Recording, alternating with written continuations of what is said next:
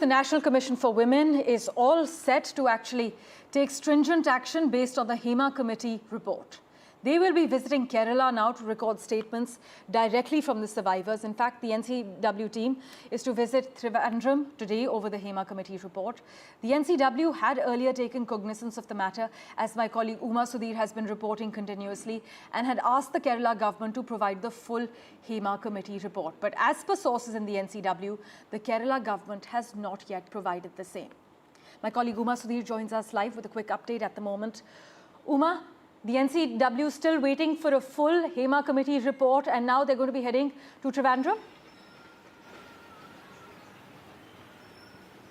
Yes, indeed. The National Commission for Women is expected in Trivandrum, and they are going to be meeting with all the authorities concerned as well. As you know, a redacted version of the HEMA Committee report was made public on the 19th of August, and ever since the court also has been hearing cases where people have been asking for the full report to be made public as well. What I must point out is that even as all this is happening, the Special Investigation Committee that was set up by the Kerala government to investigate into these cases, they had arrested actor politician Mukesh and let him off on anticipatory bail, as well as Edavela Babu was arrested, let off on anticipatory bail.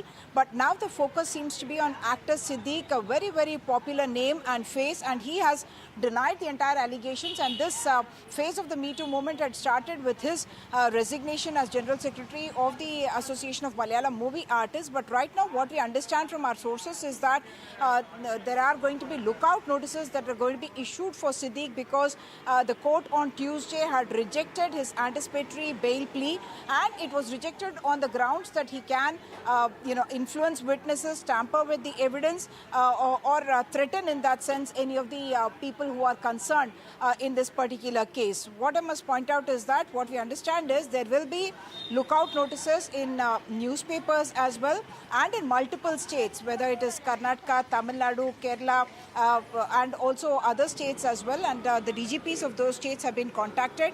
He is, of course, a very, very popular face, and we are told that about 10 search teams are out, and whenever they're getting information about being spotted somewhere, these teams are going there and trying to look out for him. All this is happening even as Siddique has in fact approached the Supreme Court against the rejection of anticipatory bail plea for him, and that is something that will be heard in the Supreme Court. And the Kerala government has filed a caveat in the Supreme Court saying that they must be given an opportunity to be heard before the Supreme Court takes a decision on the anticipatory bail plea itself.